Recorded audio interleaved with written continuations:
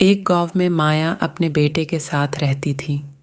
एक दिन उसके बेटे राहुल ने अपनी माँ से कहा, माँ, आपको एक खुशखबरी सुनानी थी। बेटा क्या बात है? माँ, मुझे शहर में नौकरी मिल गई है। यह तो बहुत खुशी की बात है बेटा, लेकिन तू अकेला शहर में कैसे रहेगा? माँ, तुम चिंता मत करो, मैं शहर जाकर सब ठीक कर लूंगा। उसके बाद तुम्हें भी शहर बुला लूंगा। ये सुनकर माया उदास हो गई। बेटा तू मुझे छोड़कर चला जाएगा तो मैं किसके सहारे रहूंगी? यहाँ माँ, चिंता मत करो, थोड़े से पैसे जोड़कर आपको वहीं बुला लूंगा। कुछ दिन बाद राहुल शहर चला जाता है। वहां वह नौकरी करने लगता है। एक दिन माया के घर उसके दूर की रिश्तेदार आई। बहन जी, हमने आपके लड़के को देखा है। हम अपनी बेटी अनीता की शादी उससे करना चाहते हैं। बहन, हमारी बेटी बहुत सुंदर है और हम आपको बहुत सारा दहेज देंगे। हमारे पास बहुत पैसा है। बहन जी, पैसे और दहेज की बात न कीजिए। हम दहेज नहीं लेंगे। और आप इतने पैसे वाले हैं, लेकिन हम तो बहुत गरीब हैं। हमारी आपकी कैसे बन पाएगी? यह सुनकर कमला ने जवाब दिया, बहन जी आप चिंता मत करें। यहाँ आने से पहले हमने आपके बारे में सब पता कर लिया है। हमें आपका लड़का बहुत पसंद है। राहुल से बात करके दोनों लड़की देखने जाते हैं। लड़की उन्हें पसंद आ जाती है। इसके बाद दोनों की शादी हो जाती है। शादी के बाद अनीता बहू बन के घर आ जाती है। कुछ दिन गांव में रहने के बाद राहुल अपने काम पर जाने लगता है।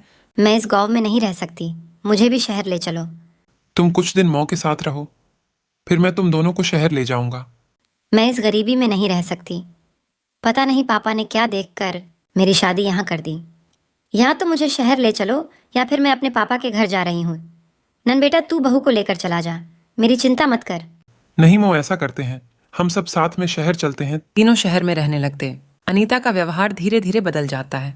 वह हर समय सास से छुटकारा पाने के बारे में सोचती थी। एक दिन माया राहुल से बात कर रही थी, तभी वहां अनीता आ जाती है। माँ जी, आप भड़का लीजिए इन्हें। मेरे खिलाफ जब से ये शहर में आए हैं ना, तो मुझे कहीं घुमाने ले गए, न ही मेरे साथ ढंग से बात करते हैं। और यह सब आपके कारण हो रहा है। अनीता, ये किस तरह बात कर रही हो? तुम मेरी माँ से क्या कमी रह गई मेरे प्यार में? बस मैं केवल इसलिए कहीं नहीं जा पाता क्योंकि मेरे पास टाइम नहीं है, वरना माँ तो हमेशा मुझसे तुम्हें कहीं ले जाने की बात करती है। इसलिए मेरी माँ पर झूठे आरोप लगाना बंद करो। यह सुनकर अनीता और गुस्से में आ गई। बेटी गुस्सा मत कर, मैं इससे बात करती हूँ। राहुल, तू आज ही बहू को कहीं घुमाने ले जा और जो वो कहे उसकी हर बात माना कर। रहने दीजिए मां जी, आप ही इन्हें भड़काती हैं और मेरे सामने भली बनने का नाटक कर रही हैं। मुझे अब कहीं नहीं जाना और जाना भी होगा तो आपसे पूछने की जरूरत नहीं है। यह कहकर वह कमरे में चली जाती है।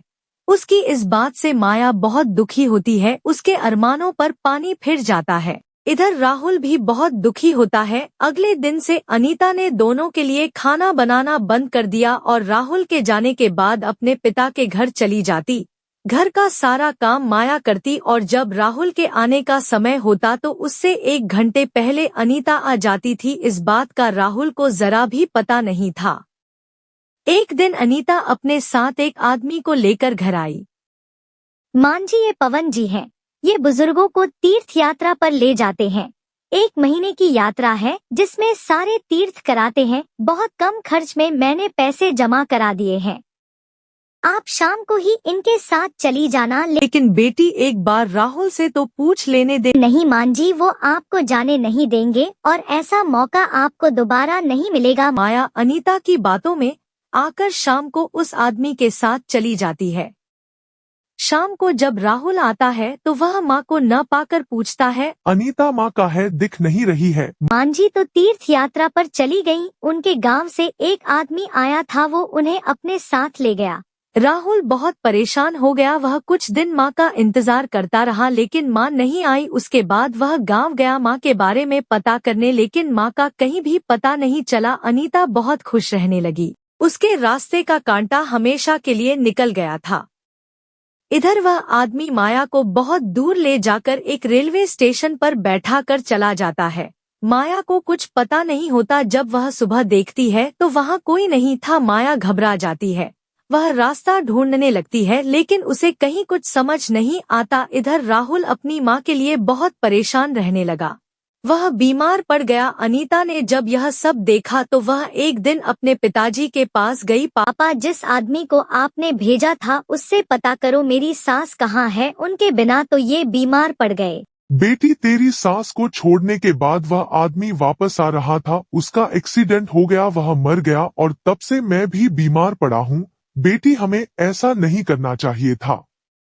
यह सुनकर अनीता रोने लगती है। इधर माँ के गम में राहुल की बीमारी बढ़ जाती है। उसके बचने की कोई उम्मीद नहीं रहती। राहुल एक दिन अनीता से कहता है, अनीता, तुम मुझे गाँव ले चलो, मैं अपने प्राण अपने घर में त्यागना चाहता हूँ, मेरी अंतिम इच्छा पूरी कर दो। वो यह सुनकर अनीता रोने लगती है और राहुल को गाँव ले जाती है। जब वे अपने घर पहुँचते हैं, अनीता घर में जाती है तो देखती है माया घर में खाना बना रही थी।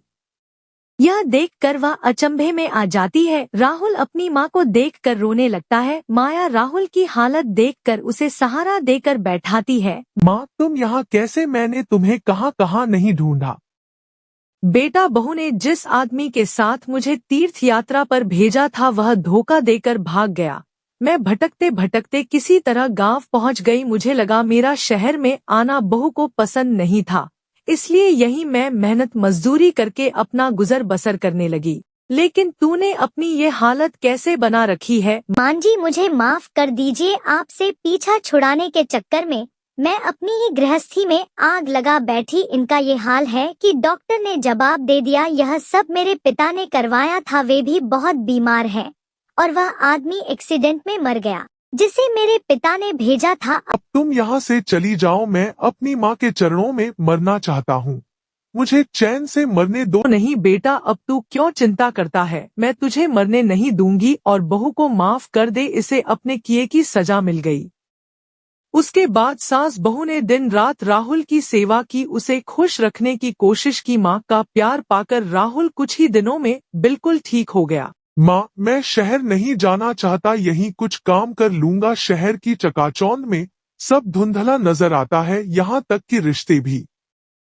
कुछ दिन बाद अनीता के पिताजी घर आए और माया से माफी मांगने लगे। बहन जी, मैं अपनी बेटी को सुखी देखना चाहता था, लेकिन ये भूल गया एक माँ को उसके बेटे से अलग कर जो अपराध कर रहा हूँ, उससे मेरी बेटी का संसार कभी सुखी नहीं रह सकता। मैंने आप सभी को माफ कर दिया। इसके बाद अनीता बिल्कुल बदल गई। वह अपनी सास की सेवा करने लगी। राहुल उसके व्यवहार से बहुत खुश रहने लगा।